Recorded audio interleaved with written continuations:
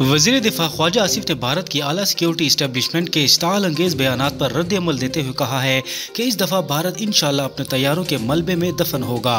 वज़ीर दिफा ख्वाजा आसिफ ने एक्स पर बयान जारी करते हुए कहा कि भारतीय फौजी और सियासी क़यादत के बयानात अपनी खाक में मिली साख को बहाल करने की नाकाम कोशिश है। वज़ीर-ए-आज़म शहबाज शरीफ ने अमेरिकी सदर डोनाल्ड ट्रंप की गजा जंग बंदी के लिए 20 निकाती अमन मंसूबे पर फ़लस्तीन की मुज़ाहमती तहरीक हमास के मिस्बत जवाब पर रद्द अमल देते हुए कहा कि अल्हम्दुलिल्लाह फ़लस्तीन में जंग बंदी के करीब हैं। वज़ीर-ए-आज़म शहबाज शरीफ ने अपने पैगाम में कहा कि पाकिस्तान हमेशा फ़लस्तीनी अवाम के साथ खड़ा रहा है और खड़ा रहेगा।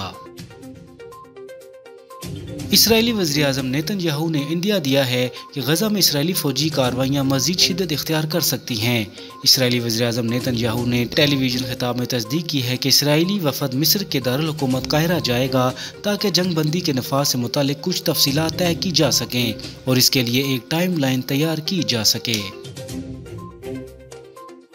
अमरीकी सदर डोनाल्ड ट्रंप ने बताया है कि बातचीत के बाद इसराइल ने इनखला की इब्तदाई लाइन पर रजामंदी जाहिर कर दी है। सदर ट्रंप ने अपने social media platform truth social पर बयान जारी करते हुए बताया कि बातचीत के बाद इसराइल ने इनखला की इब्तदाई लाइन पर रजामंदी जाहिर की है।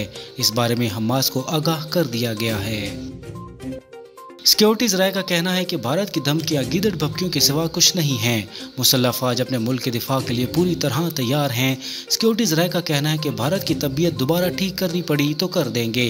अब ऑपरेशन सिंदूर जैसा काम करने की कोशिश की तो सारे शिकवे दूर कर देंगे। हम जानते हैं भारत को किस तरह हैंडल करना है, पहले से ज़्यादा बेहतर इलाज किया जाएगा।